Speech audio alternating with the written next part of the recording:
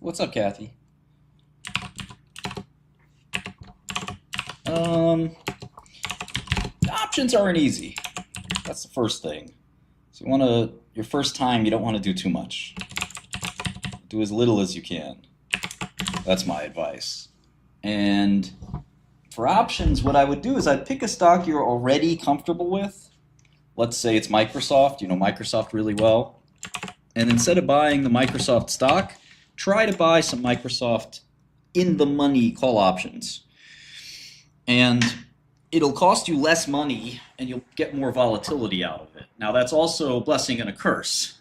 You can easily lose your whole account with stock options, or you can make a lot. Most people lose their whole account. So you gotta be very, very careful. What else can I tell you about options?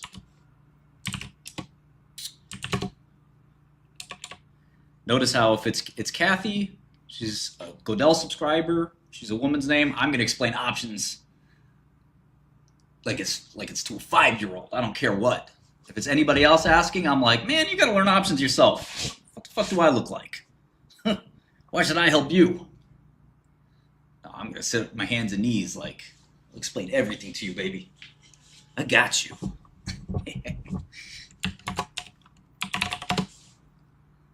So, if the Microsoft, an option is the right to buy or right to sell. That's right, Alexa. So an option is a right to buy or a right to sell. You are purchasing, it's almost as if you're purchasing a little piece of paper. That's a contract from whoever the seller is. It's usually, you just say it's the market, from Mr. Market to you. And it's almost more fun to trade these pieces of paper than the actual stock. Let's pretend this is 100 shares. So like a bill of Microsoft, and there's Bill Gates' face in the middle. You could trade this. What's Microsoft's stock price right now? For 424. Or you could trade these pieces of paper. And on Godel, you do OMON. That's also the Bloomberg symbol. So you learn both systems. And you do Microsoft OMON, and you have all the options. There's two kinds of options: call or a put. I had to teach this to a friend of mine who's now a top hedge fund manager. This was 20 years ago. Call up, and you put down. So when I call you up, I might put you down. So that's how you know. The call is the right to buy, which, is kind of go up. And the put is the right to sell, which is kind of go down. So in this piece of paper, this options contract, you got to specify the type, put or call. And you can even just do P or C, right? So let's do call. And the other big thing is the strike. You can pick any strike you want, but we're going to do something called in the money. So the money, the price of Microsoft is 420. So this is the chart of Microsoft, let's say. This is 420. So in the money for a call is something below 420. So at $300, you're deep in the money. At 400, you're still in the money. At, say, 419, some people call it, say, at the money. At the money. In the money.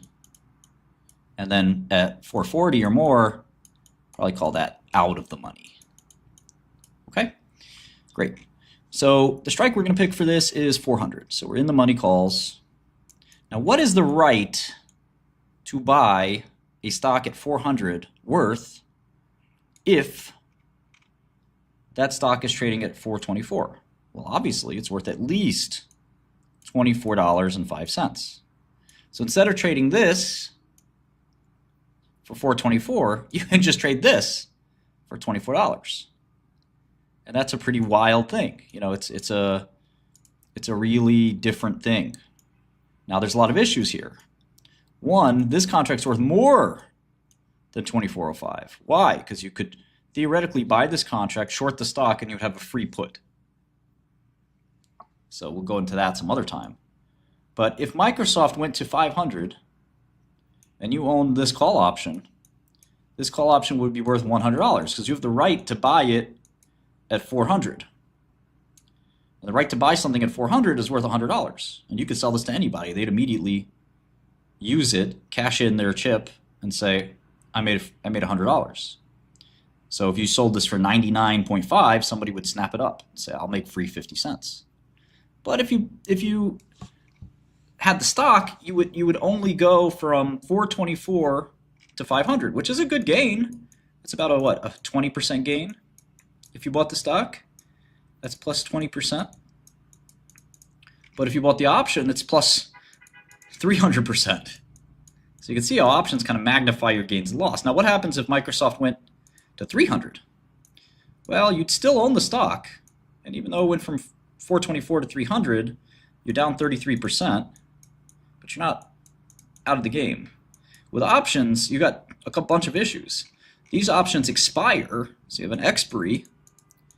Let's say the expiry is next week or tomorrow. You know, the longer you have for expiry, the more your option's going to be trading for, the more it's worth. But if this went to 300, the right to buy a stock at 400, if it's trading at 300, is worthless. You just toilet paper. You just throw it away because you could just buy the stock in the stock market for 300. Why do you need a right to buy it at 400? So with the options, you lose 100%. You lose every cent. So that's basically how options work. There's a lot more to learn, but that's a basic kind of level 1, if you will, of buying options. When you combine them with trading stock, whether you're long or short, you can have a lot of complex strategies and payoffs. But at the end of the day, the only question you really always have to ask yourself is, what is my payoff chart? So the payoff chart is a really simple idea. There's some chart that exists that explains your payout. That payout is basically, this is $0, right? This is break even. And here's the stock price. And let's say it's 0%. And here's negative 5%, negative 10, etc. And of course, here's plus 5%, plus 10%. No matter how complicated your option strategy is, right? No matter how complicated, you're going to have some payout chart. Now this is, this is what a call option sort of looks like. Something like that. And there's lots of ways to manipulate this. They're usually going to be at right angles, but you could have an options chart that looks like this, where this is buying vol. You can have an options chart that looks like this. This is selling vol. You could have all types of ways to explain options, your payout. But no matter what your complicated payout is, something crazy like this I did once, you know, and you're basically trying to replicate, okay, I think this is what's going to happen in real life. So my option strategy pays me a ton if it goes down 5%, pays me a ton if it goes up more than 10%, but I lose if it's up a little bit, and I lose if it's down a lot of bit. So you put on a complex trade like this, you know, at the end of the day, no matter what, how many instruments it takes to do this with common stock, calls, puts, selling and buying, you're still, at the end of the day, you can explain it all in a payout chart. So that's my brief tutorial on options. Like I said, I wouldn't do that for anyone, but if you're a Godel subscriber, I work for you, technically. So I don't mind working for you.